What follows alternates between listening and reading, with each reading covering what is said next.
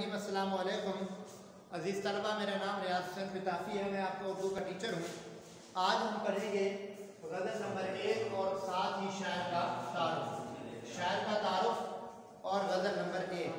हमारे आज जो शायर है जिनका तारुफ हमने पढ़ना है वो है हसरत मोहानी। हसरत मोहानी 1875 में पैदा हुए और 1951 में वफ़ात पाए। 1875 1875 से लेकर 1951 यानी 1951 तक। बुक का पेज नंबर 147। हसरत मोहानी का असल नाम सैयद फजल हसन और हसरत तखल्लुस था। आप यूपी के कस्बे मोहान में पैदा हुए। मोहान, वोहान नहीं कह देना, और इसी निस्बत से मोहानी कहलाए। MAO कॉलेज अलीगढ़ से BA किया। कुछ अर्सा अदबी रिसाला उर्दू मोहल्ला निकालते रहे, फिर उनकी बाबियाना तहरीरों की वजह से अंग्रेज़ हुकूमत ने ये रिसाला बंद कर दिया।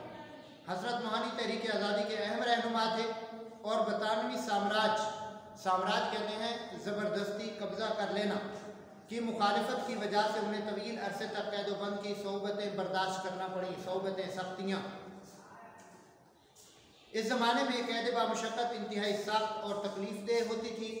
रोज़ाना 1 मन गेहूँ गंदम, दस्ती चक्की, ऐसी चक्की जो हाथ से चलाई जाती है, पर पीसना पड़ता था। हसरत मोहानी का ये शेर उसी ज़माने की यादगार है मश्क सुखन जारी, चक्की की मशक्क़त भी, मश्क सुखन शायरी एक तुरफा तमाशा है हसरत की तबीयत भी। 1946 यानी 1946 में वो मुस्लिम लीग के टिकट पर मजलिस कानून साज के रुकन मुंतखब हुए। क़याम पाकिस्तान के बाद भी वो भारत ही में मुकीम रहे और भारतीय पार्लियामेंट में हमेशा कलमा हक़ बुलंद करते रहे। हसरत मोहानी बुनियादी तौर पर गज़ल के शायर हैं।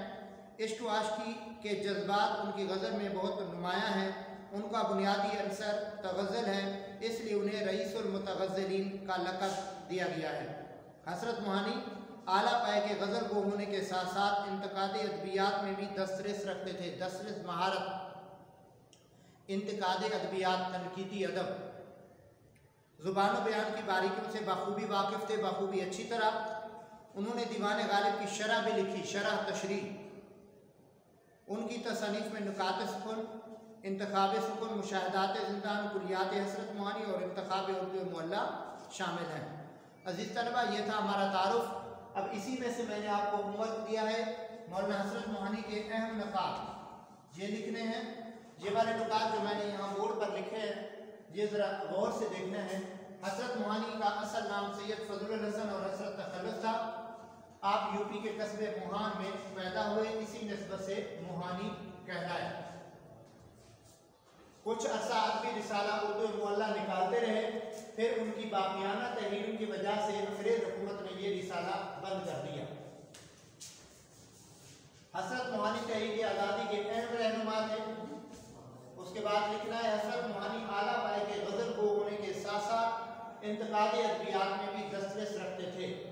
अहम तसानीफ में नुकात सुकुन, इंतखाब सुकुन, कुलियात हसरत मोहानी। ये था हमारा तारुफ और तारुफ में से होमवर्क। अब आते हैं, जैसे कि मैंने आपको शुरू में बताया था, गज़ल नंबर 1 के अशआर भी हमने पढ़ने हैं। गज़ल नंबर 1 के अशआर की तरफ आते हैं। सबसे पहले गज़ल का पहला शेर ये है, मुसीबत भी रात फ़िज़ा हो गई है, तेरी आरज़ू रहनुमा हो गई है। पहले मुश्किल अल्फाज के मानी, मुसीबत मुश्किल, राहत फ़िज़ा होना सुकून देना, आरज़ू तमन्ना ख्वाहिश, रहनुमा रहबर बन जाना। अब मफ़हूम की तरफ आते हैं। गज़ल के अशार का मफ़हूम, गज़ल के अशार के मफ़हूम की तरफ आते हैं। मफ़हूम में देखें, गज़ल के पहले शेर का मफ़हूम यहाँ मैंने लिखा है कि मुसीबत उस वक्त खुशी में बदल जाती है जब महबूब की आरज़ू हमारी रहनुमा बन जाए। देखें जी, इस पहले शेर में शायर ने ये बात की है कि मुसीबत भी राहत फ़िज़ा हो गई है। वो कहता है कि मुसीबत हमारे लिए राहत फ़िज़ा बन गई, हमें राहत देने वाली, सुकून देने वाली बन गई। किस वक्त? जब महबूब की आरज़ू, महबूब की ख्वाहिश और उसकी तमन्ना हमारी रहनुमा और रहबर बन जाती है।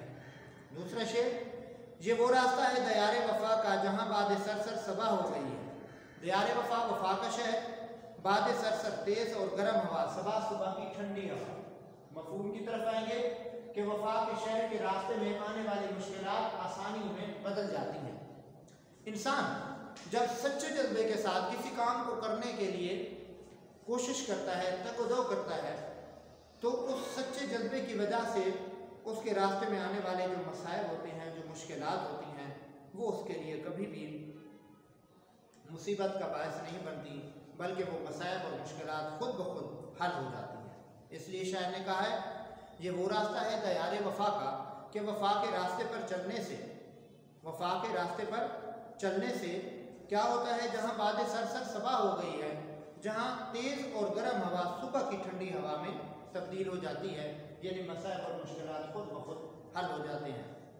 शेर नंबर 3, मैं दरमांदा उस बारगाह अता का, गुनाहगार हूँ एक ख़ता हो गई है। दरमांदा, ठुकराया हुआ। बारगाह अता अल्लाह ताला की बारगाह, गुनाहगार गुनाह करने वाला, खताकार खता करने वाला, खता हो गई, गलती हो गई। अब तीसरे शेर के मफहूम की तरफ आएंगे, मैं अल्लाह ताला की बारगाह अता से ठुकराया हुआ हूँ, इंसान मुझसे एक खता हो गई है। इस शेर में शायर ने इशारा किया है किस्सा है हज़रत आदम और हव्वा की तरफ। जब वो जन्नत में मुकीम थे तो उनसे एक ख़ता हुई। तो शायर ये कहता है, मैं भी उसी आदम का बेटा हूँ, मैं भी इंसान हूँ और मुझसे इंसानियत के नाते पे ख़ता और गलती हो गई है, और मैं अल्लाह ताला से अपनी गलती और गुनाह के लिए माफ़ी का तलबगार हूँ। तो जिस तलबा ये थे अशार, मैंने उनका मफहूम बताया और साथ ही मुख्तसर थी तशरीह। मुझे यकीन है कि अब आपको ये समझ आया होगा। फिर भी कोई मसला हो तो फ़ोन पर और व्हाट्सएप पर मुझसे रब्ता कर सकते हैं। खुदा हाफिज़।